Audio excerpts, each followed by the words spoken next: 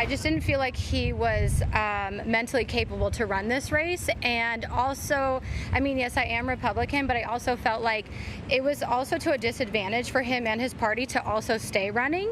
So it was kind of a win for both sides. I feel like the Democrats will probably not feel like that, but I do feel like that was probably the best decision. I never thought that he was fit to begin with, just because of his interviews and people talking to him. He's always lethargic, or he can't answer questions straight and direct. He always has to have somebody in his ear, always has to have somebody direct him. I just don't think he's fit for presidency. Honestly, it was kind of a little bit of a relief. Not to say that I'm against the Democratic Party and stuff like that. I just don't think he was an ideal candidate for my generation and stuff. People across the country are reacting to the news that President Biden is stepping down from the 2024 race, and that includes voters in some key battleground states. Many of them weighing Kamala Harris's chances of beating Donald Trump if she becomes the Democratic nominee.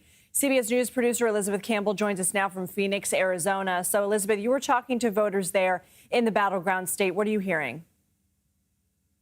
From Democrats, we are hearing an overwhelming sense of relief, but they say that they're hesitant about Vice President Kamala Harris stepping up in that role of running as president. They think she has an uphill battle ahead of her. Take a listen to a little bit more of what those voters told me today.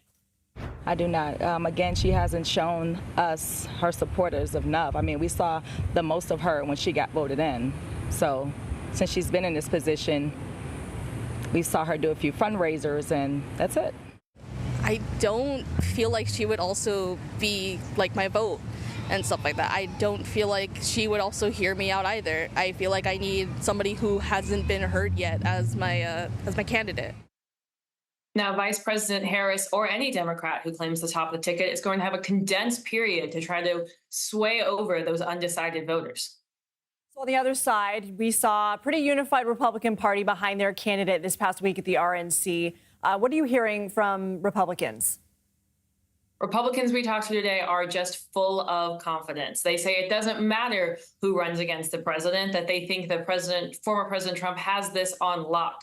Now, take a listen specifically about what they had to say about whether Vice President Harris can defeat former President Trump. No. Honestly, where has she been the last 2 years? We haven't heard anything from her, and now she's going to run for president. It's kind of peculiar, so I don't foresee much happening with that. Well, I still feel like Trump's going to do better. Just based off of recent events, his polls are skyrocketing, and I think he's just already secured the presidency. And we've already seen those anti-attack Kamala Harris ads here on the airwaves in Phoenix. So Republicans tell me they're not changing their strategy, but that they're ready to go. Senator Mark Kelly's name has been floated as a possible VP pick. What are you hearing?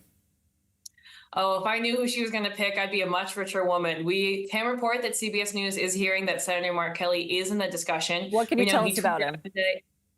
We can know that he is very popular. He has tweeted out his support today for Kamala Harris. He has endorsed her. He has a record from both his time as an astronaut and here in a swing state. So he's certainly being looked at by many people in the inner circle. Is he also being looked at? I mean, I've seen a lot of Arizona local media. I'm from Arizona. I read a lot of what Arizonans are talking about. I've seen his name a lot in Arizona media. Is his name really in the inner circle in terms of the national politics as well? I think he's going to have some work to do there. I think no matter who the vice president picks, there is going to be some who they get to know as the vice president candidate. A lot of people outside of Arizona know him, of course, from his time as an astronaut. He likes to lean on that a lot. I think it is going to be him trying to remind people he has done what he has in the Senate and get Americans to recognize Senator Mark Kelly for the senator that he is. Elizabeth Campbell, thank you. Thank you. For more, CBS News political contributor Joel Payne joins us now. He's Democratic strategist and chief communications officer for Move On. So, Joel, good to see you. What is your reading right now? Because if you listen to Democrats, everybody is united and everything is great. And if you listen to Republicans, Democrats are in disarray. Yeah, I mean, that's exactly what you would expect to hear on a day like today. I think the word that you cited, or maybe it was your colleague who cited it, was relief. And I do think a lot of Democrats are feeling relief. There's relief that this process of President Biden affirming his candidacy or affirming that he'll step aside from his candidacy is a relief. And I think also just the fact that there is a different choice now that Democrats have to make, and not just base Democrats, but moderate voters, voters in the middle who Democrats are hoping to bring back into their coalition that they had in 2020 and they'd like to have again in 2024. There's just relief. One thing I think that's interesting here is that, President Biden was somebody who really did not perform that well in the 2020 presidential Democratic primary. And essentially the party came together and said, you are the one who can beat Donald Trump, so we're going to get behind you. There was an interesting bookmark or coda to that over the last few weeks, where you saw Democrats come together and say, unfortunately, President Biden, we don't think that this is your time and we think you need to pass the baton. And I can tell you so many Democrats I'm speaking to have so much gratitude and appreciation for President Biden for making that selfless, patriotic decision. And I think you're going to hear a lot of love for President Biden in coming days and hours. That said, another race is just beginning. So what would be your advice to Democrats to counter GOP attacks, which we're already starting to hear? Well, I think Democrats almost have to start anew.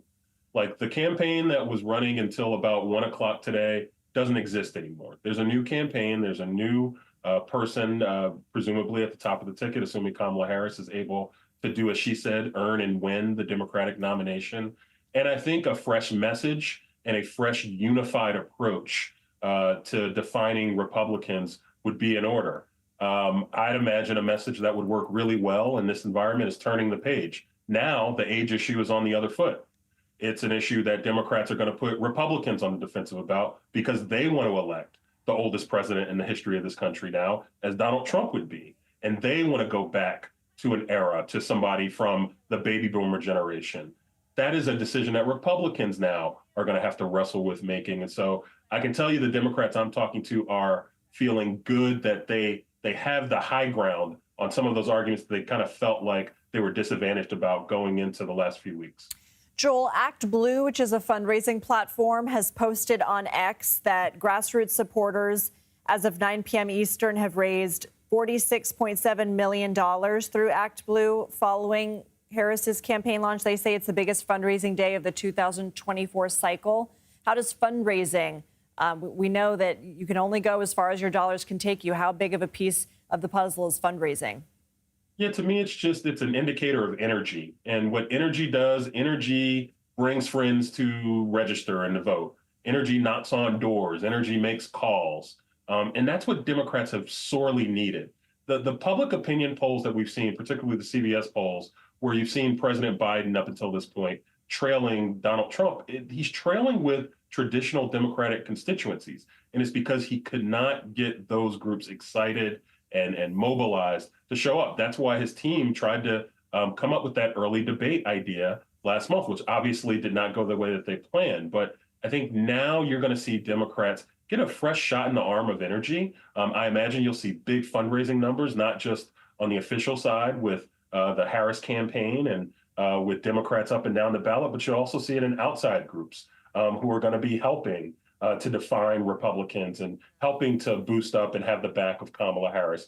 I think you'll see a fresh injection of energy. And I think the Democrats I'm talking to are hoping to go into the convention in Chicago next month with a lot of wind at their back, which will be a change because they've been on their heels the entire cycle, it seems like, up until now. Joel Payne, thank you. Thank you.